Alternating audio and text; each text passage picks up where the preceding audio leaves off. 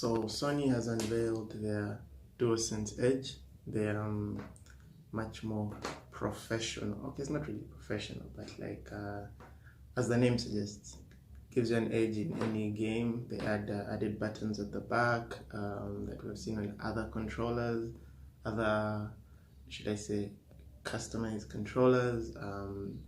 They haven't said much about it, but I'm guessing they've also changed the analogs are more modular, so you can just switch them out because in case you have analog drift, so you can just switch it out rather than switching out the whole controller.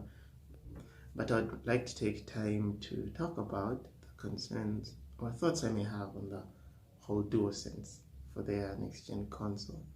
So I hope you enjoy this video, and yeah, let's talk about it.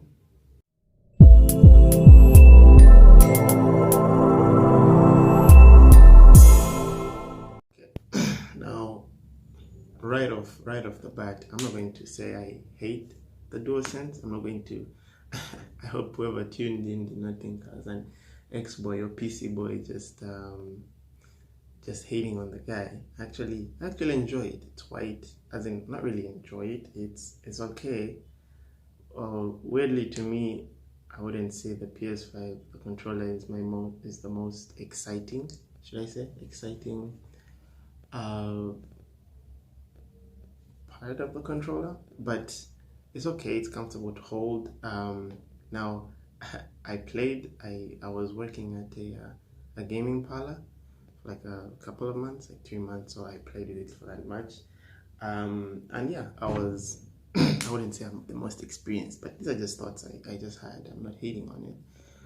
But so they come up with haptic feedback and adaptive triggers. Now, haptic feedback is a very sensitive and controlled vibration rather than the whole controller just vibrating, rather than those, I think the motor is just rumbling.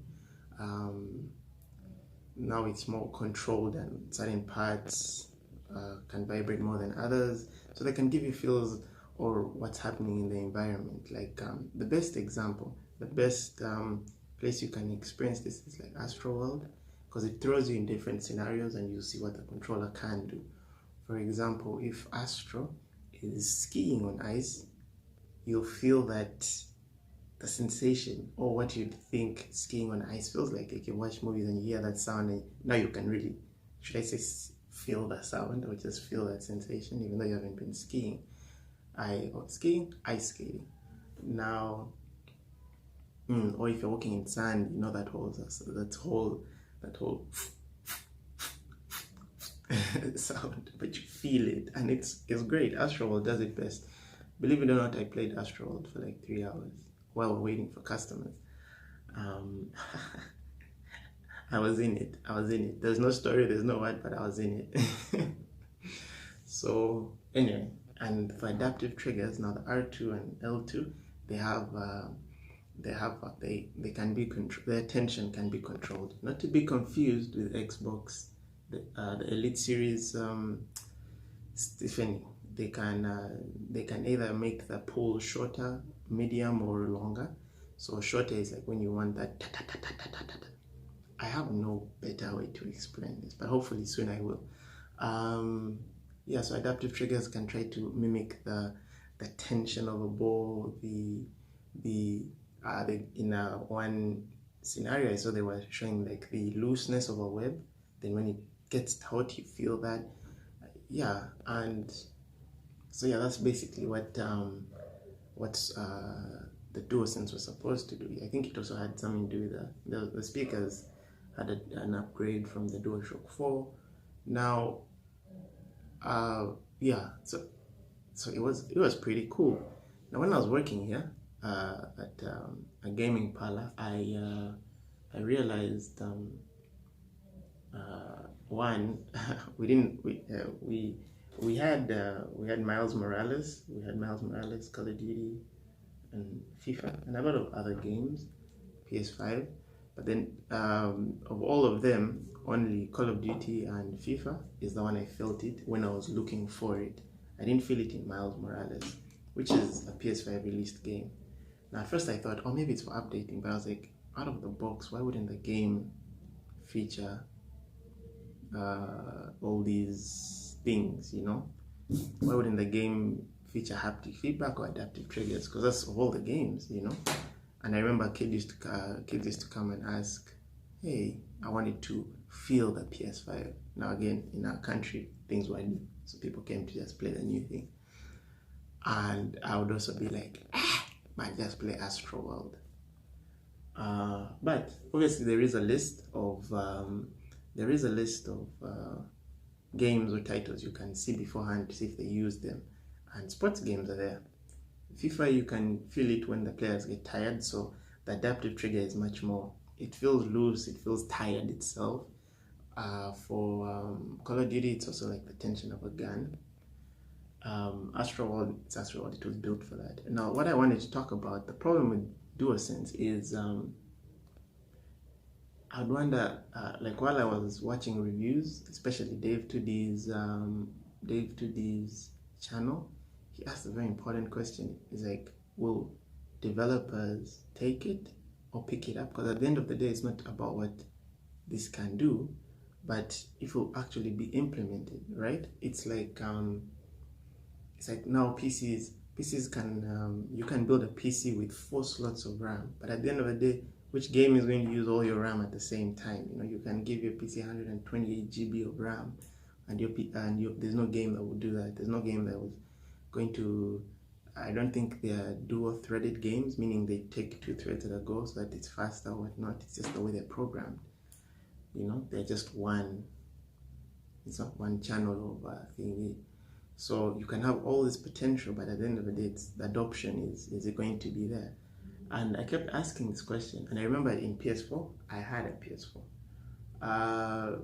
During the PS4 era, actually, we didn't have a PS4 at the time, but when I saw this game, Second Son, Infamous, I was sold. I was like, Lord, just to play this game, get me a PS4.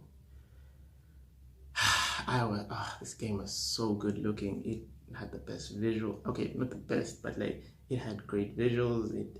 It just, the gameplay, I watched the thing each and every night and whatnot, and I think the Lord was just tired and he just said, yeah, get this boy a PS4. And I did, and it was the first game I played. Because before I got it, there's a friend of mine whose mother was begging him, tell me the games you want. Those are the problems Cindy had. You know, tell me the games you want so that I can start to ship them in. Yeah, they used to force him to like make lists, but it's a good thing, you know all these things were good. Now I wrote down Second Son.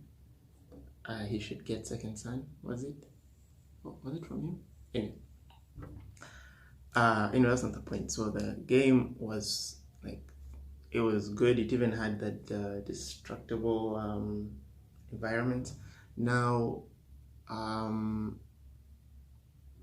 yeah, destructible environment, and you follow this Delson Rowe. I can remember his name. Oh, it was a good game. Now, the point I wanted to say is that now Second Son comes out.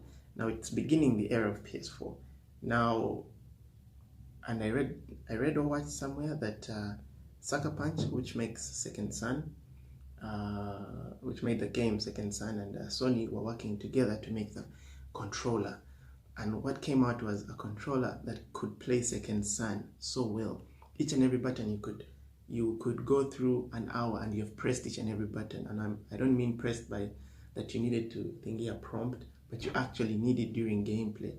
All the buttons, some of the buttons were for fighting, for absorbing powers. Delson Rowe had sort of absorbing, his ability was to absorb powers. So when you're near the source, he's a conduit rather.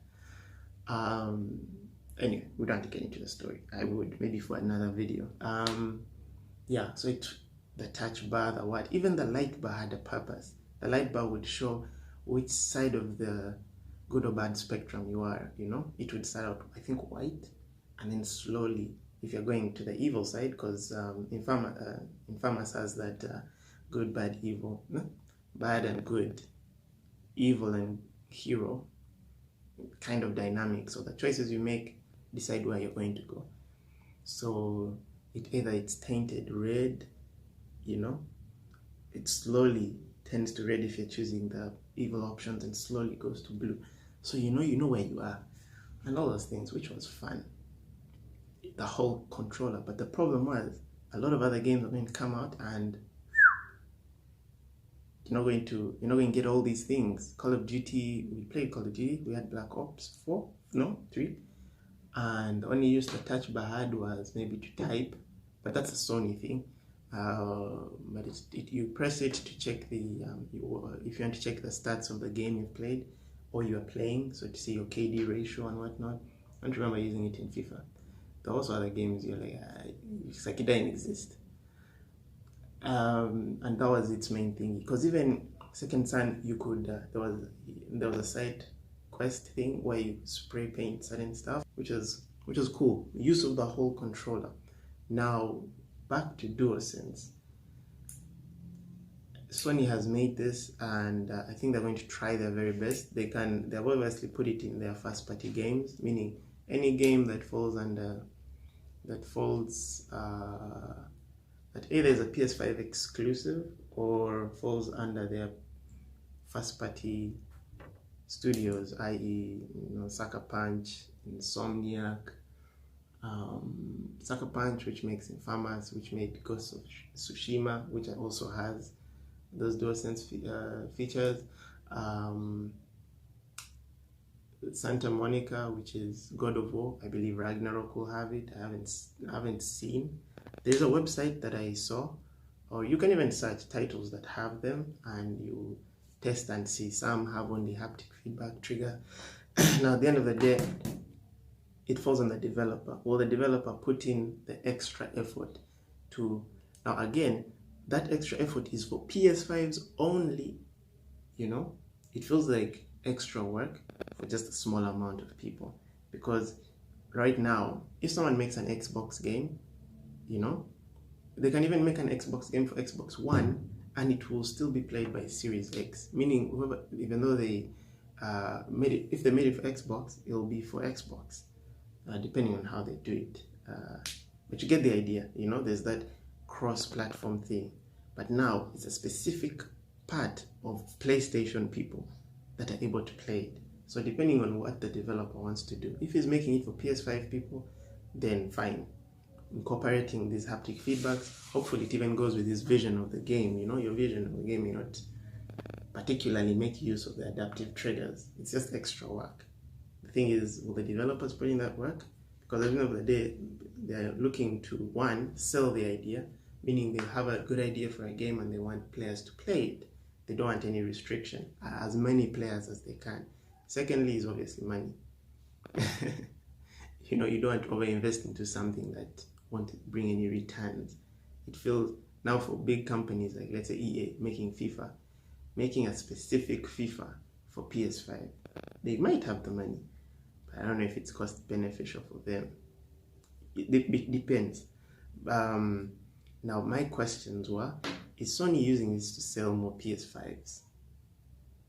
Because if only first party, if it's assured that first party games and studios are making use of adaptive triggers and haptic feedback, then would that mean if you want to experience the DualSense, you have to enter the PlayStation ecosystem?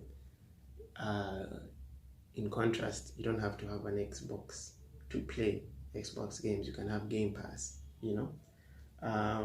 which is like their Netflix for gaming, which I hope we can talk about in a later video. So indirectly, they sell more PS5s, or they sell the idea of buying the console. Or is it the vision? Is it Sony thinking outside the box and really wanting gaming to be different, But then it still hinges on developers. Because as I mentioned earlier with Second Son, a controller that is made specifically for something, because the only game I have played that has it falls on the developers. Will they put in the extra effort to to make the specific game for PS5. Because even remember, a PS5 game does not play on PS4. It does not. So they will have to make a down version of a PS4, which is different. So it may not be in their best interests to do it. So will these things fade out? You know, because the majority of the people who even buy them don't look for these things. It's only the tech people who be like, oh, I want to see how it. Now for me, I'm the one who's thinking, which game have I played that has haptic feedback and triggers? Now again, you don't have to wait for your customers to take you to a certain place for you to think, because we've seen many companies that go the extra mile to introduce something that the public right now may not see it. For example, the Note series for the Samsung, people are like, it's too big. But look at where we are now. You really cannot use a very small phone. It's so alien. Yet back then, people are like, it's too big. The pen and everything, you know. Even I think Steve Jobs said, who would want to, would want a big screen? Who would want to write? Anyway, something. Even Sony had the PSP. Sony had the PSP, the portable thing, the portable PlayStation. Walk around and just play games, which was nice. I had a PSP, which was very good. It was fun to like know you could travel around and still play games. It was a bit wonky, but but now look, we have the Steam Deck coming out, and people are highly expecting it. And then we also have the Nintendo Switch, which is doing so well. So you can't make technology before its time, and maybe DualSense is like that. My issue would be a majority of the games coming out now, like Elden Ring. Elden Ring was last year's most popular game, I think. Like, it had a lot of buzz, I feel. The question did it have haptic feedback? Now again, I am not talking from a level of experience, but I just want to start a conversation like that. And yeah, if you have any experience or you want to add on, please talk in the comments. We'll talk in the comments. So yeah, those are just my concerns about the DualSense. Did they like put so much hype in it, you know, for no apparent reason? Are these going to be gimmicky things, or is this where gaming is going to go? Are they going to put pressure on other companies to put, you know, these features on their own consoles? Will Xbox have to redesign their own controller? Because the only difference Xbox did for their series controllers was make them smaller, so that it's easier for more people to hold it. Whereas PS5 made theirs bigger and more action-packed, which is great and all, you know. But anyway, that was a conversation I wanted to have.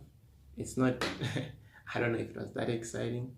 It's a great controller, it's a great piece, and yeah, I wish I had, and hopefully soon we can start doing a list of each and every popular game that comes out, and we test haptic, so that we see the trend, if people are taking it up or not.